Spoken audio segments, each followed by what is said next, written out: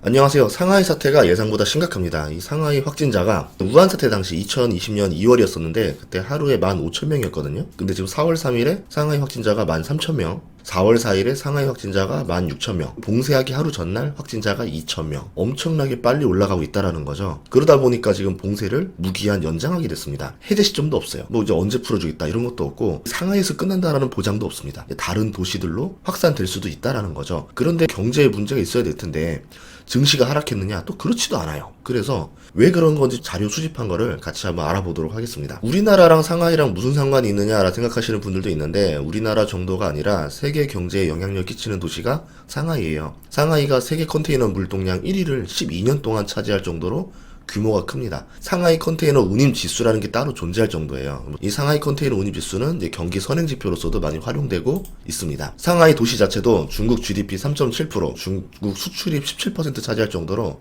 규모가 굉장히 크죠. 인구도 2,500만 명에서 3,500만 명이 거주할 정도로 굉장히 큰 도시입니다. 우리로 치면은 서울, 경기의 모든 사람들을 집 밖에 나오지 못하게 했다. 이렇게 볼 수 있는데 그럼 당연히 경제적으로도 상당한 마비가 왔겠죠. 이번 사건으로 간신히 중국 경기 회복을 시도하고 있는 상황에서 데미지를 주게 됐다. 저는 그렇게 판단하고 있습니다. 그럼 상하이 봉쇄는 우리나라랑 어떻게 다르냐? 우한 당시에 76일 동안 봉쇄를 했었어요. 그래서 중국의 봉쇄 철학은 사회 필수 서비스를 제외하고 전 주민을 주택에다 격리하는 거, 그 다음에 생필품을 가정에다 배달하는 거, 전수검사하는 게 특징이에요. 즉 경제를 마비시키되 짧게 봉쇄를 끝내겠다는 전략이죠. 애매하게 길어지는 것보다 확진자가 소멸되는 게 더 이득이다. 이렇게 봤다라는 것 같습니다. 물론 정치적 이익에서는 그게 더 난데 한국이라던가 다른 나라 보면은 확진자가 우리나라만 해도 하루에 60만 명이 넘어서도 오히려 완화를 해주고 있잖아요. 경제적으로는 이게 더 낫다. 이렇게 판단했기 때문이라는 거죠. 저번 달 선전에서도 확진자가 늘면서 5일 동안 봉쇄를 했었었는데요. 이게 신규 감염자를 하루 수백 명에서 8명으로 줄이는데 성공했어요. 중국에서는 이 방법이 맞다라고 생각을 하는 거죠. 그래서 상하이에서도 똑같은 모델을 적용한 게 된 겁니다. 근데 상하이 봉쇄는 확진자가 2,000명 넘어선 시점에 시작했어요. 늦었다라는 거죠. 3월 27일부터 동서 지역을 각각 4일씩 해서 8일 동안 봉쇄를 했는데 문제는 봉쇄를 했는데 확진자가 오히려 8배가 더 늘었다라는 거죠. 그만큼 상하이가 경제적으로 중요한 도시였기 때문에 봉쇄를 머뭇거렸었다. 이렇게 해석해 볼 수도 있습니다. 경제에서 데미지가 와야 되지 않는가? 그런데 오지는 않았다. 그리고 무기한 봉쇄를 한 이유는 상하이에서 코로나를 잡지 못하면 중국도 경제적 타격이 크기 때문이라는 거죠. 무역항이에요. 사람들의 교류가 굉장히 활발합니다. 그럼 상하이에서 이 코로나 확산이 되면 전 도시로 퍼진다라는 거죠. 그래서 여기를 어떻게 해서든 잡아낼 겁니다. 그러니까 무제한 봉쇄는 이런 이유에서 끝을 알 수가 없다. 꽤 길어질 수도 있다. 이렇게 볼 수 있습니다. 봉쇄가 길어지다 보니까 이제 대중이 불안을 느끼고 괴담이 성행하고 있는데 의심과 오해를 살만한 영상들이 떠돌고 있어요. 상하이항이 폐쇄될 거라는 루머도 돌고 있습니다. 그것도 그럴 것이 상하이 봉쇄는 없다라고 말한 다음날 상하이 봉쇄령을 내렸기 때문에 정부에 대한 신뢰가 추락을 했거든요. 제가 뭐 대중심리랑 역사를 추론해 봤을 때 인플레가 심각한 해가 가장 정치적으로 위험한 해입니다. 전 세계적으로 봉기가 가장 많이 일어나요. 정권도 가장 많이 바뀝니다. 역사적인 사건들이 종종 일어났던 해를 보면은 물가 상승이 심각했던 때가 많이 벌어졌었죠. 대표적으로 프랑스 대혁명 같은 경우도 물가가 엄청나게 올랐기 때문에 시위가 벌어졌던 거거든요. 인플레가 심각해지면 가난한 사람이 더 큰 타격을 받아요. 그리고 자신들의 이익이 되는 정권이 나오기를 열렬히 갈망합니다. 거기에 참여를 하게 되는 거죠. 그리고 어떤 정권이든 간에 부자의 수보다 가난한 사람의 수가 훨씬 더 많습니다. 그런 이유에서 인플레가 심각한 시기에 권력자는 살 얼음판을 걷고 있는 상황이다. 이렇게 볼 수 있는데요. 뭐 강력한 이벤트로 관심을 돌리고 지지율을 올리는 행위가 아니라고 하면은 권력 유지가 어려울 수 있다라는 거죠. 그리고 중국은 10월 달에 시 주석의 3연임이 예고되는 제20차 당대회가 있습니다. 가장 불안한 시기에 가장 중요한 행사가 있다. 이거는 뭐냐면 권력자가 예민하게 반응할 수 있다라는 거죠.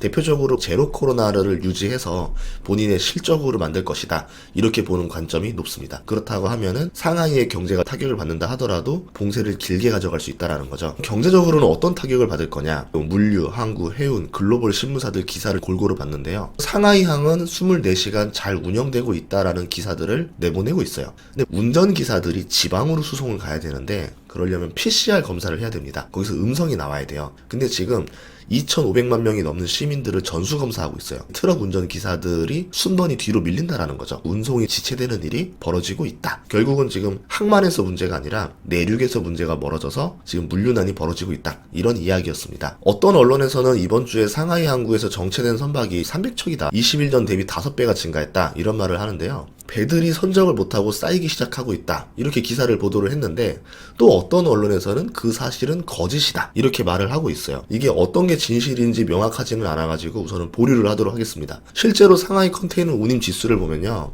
계속 하락하고 있어요. 과거와는 다른 패턴이죠. 보통 이렇게 선적이 못하고 쌓이고 있다라 그러면 해운 운임이 올라야 되는데 해운 운임은 오히려 떨어지고 있다. BDI도 보면은 BDI 떨어지고 있다. 이런 경우에 세 가지로 해석해 볼 수가 있습니다. 첫 번째는 물류난이 해소되고 있다. 두 번째, 배가 증가했다. 세 번째, 경기가 침체되고 있다. 이 중에 하나라 생각을 하는데 마지막 이유라고 하면은 증시의 악재로 떠오를 수밖에 없다. HMM 수급 상황을 봐도요. 외국인들이 연일 순매도를 하고 있습니다. 만약 항구에 난리가 났다라고 하면은 해운 운임부터 오르고 해운주 주가가 올라야 되거든요. 그런데 세계 증시도 아무 일 없다라는 듯이 오르고 있어요. 당사국인 중국 증시도 올랐어요. 그런 점에서 좀 더 이야기의 진실들이 밝혀질 때까지 증거를 더 수집하고 판단할 필요는 있다라고 보고 있습니다. 아니면 아직 심각성을 시장이 깨닫지 못한 것이 아닐까 이렇게 생각해 볼 수도 있어요. 보통 시장이 선반영을 할 때도 많은데 한 박자 뒤에 반영을 할 때도 굉장히 많습니다. 서브프라임 문제도 2007년에 벌어졌는데 결국은 리먼 브라더스가 파산했던 2008년에 증시가 크게 하락했습니다. 그렇기 때문에 꼭 선반영이다. 지금 증시가 멀쩡하니까 앞으로도 멀쩡할 거다. 이렇게 이론을 대입하기에는 무리가 있다. 이렇게 볼 수 있다라는 거죠. 테슬라 같은 경우도 상하이 공장이 8일 동안 멈췄는데 주가가 오히려 1100달러를 넘는 의외의 모습을 보여줘요. 상하이의 공장에 있는 오리온이라던가 농심, 롯데케미칼, 코스맥스, 아모레퍼시픽 보면 다 가동을 중단했다라고 하는데 주가에는 영향을 주지 않고 있습니다. 의외의 모습들이죠. 그 이유는 8일간만 봉쇄를 할 것이라는 전제가 있었기 때문이 아닐까 이렇게 생각을 하는데요. 8일 정도의 봉쇄면 뭐 재고를 잘 활용해서 해결할 수 있다라고 보는 거고 그러면 기업들의 어떤 실적에는 영향이 없을 것이다. 이렇게 판단했을 수도 있고 이미 악재가 다 해소가 됐다. 뭐 이렇게 생각해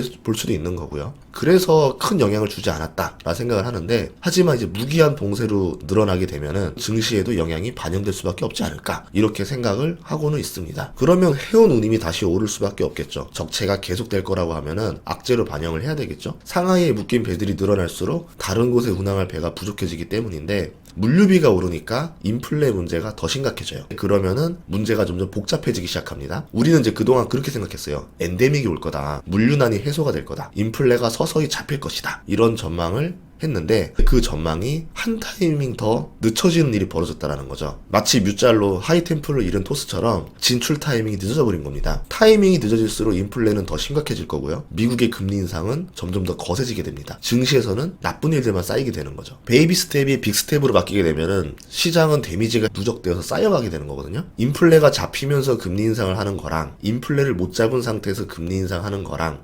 증시에 전혀 다른 의미를 줄 거라고 저는 생각을 해요. 앞으로 세계적으로 시위도 많이 발생할 거고 가난한 나라가 많은 뭐 중동이라던가 남미, 동남아에서 정권 교체라던가 쿠데타가 많이 등장할 가능성도 있다라고 보는 거죠. 보통 이 나라들이 제조업을 많이 하는데 그렇게 되면 공급난에 영향을 줄 수도 있지 않을까. 이게 나비 효과가 돼서 악영향을 줄 수 있는 폭탄을 여러 군데에 던지게 되는 거다. 이렇게 볼 수 있다라는 거죠. 증시에 대해서 더 지역적으로 보게 되면은 중국 의존 비중이 높은 업종일수록 타격이 더 커질 수가 있어요. 중국의 물건을 팔아야 되는 기업들 그리고 중국 관광객이 한국으로 와야 수혜를 보는 기업들 화학 업종들, 전자, 반도체 관련 업종들도 안 좋은 영향을 받을 수가 있다. 아무래도 한국 코스피 지수를 보면요. 중국 영향을 많이 받는 모습을 보여주거든요. 지금은 중국 증시가 오르고 있어서 괜찮지만 무기한 연장이 언제 마무리가 되느냐 또 도시가 확대되는 거 아니냐 이런 것에 따라서 하락의 정도와 관련이 있지 않겠는가 이렇게 예상을 해보고 있습니다. 엄마가 30분만 기다려 이거랑 잠깐만 기다려랑 기다리는 사람 입장에서는 불안의 정도가 달라집니다. 예전에 8일만 봉쇄할게랑 무기한 봉쇄할게는 시장에 던지는 메시지가 다르다라는 거죠. 확진자가 계속 늘고 있는 추세이기 때문에 피크를 찍어줘야 돼요. 그리고 확진자가 거의 사라질 때까지 봉쇄를 계속하는 중국의 방역 특성상 이 봉쇄 시간이 좀 꽤나 걸리지 되지 않겠는가 이렇게 예상해 보고 있습니다. 아직 증시에 반영되지는 않았지만 이 관련 뉴스들을 보면서 여러분들이 변수로 체크를 하셔야 될 것 같아요. 그렇게 하시면서 투자를 하시는 게 더 안전하지 않을까 해서 영상을 찍었습니다. 오늘 제가 목 상태가 안 좋아서 여러분들이 좀 듣기 불편할 수도 있는데 그래도 끝까지 들어주셔서 감사합니다. 다음 시간에도 좋은 정보로 찾아뵙도록 하겠습니다.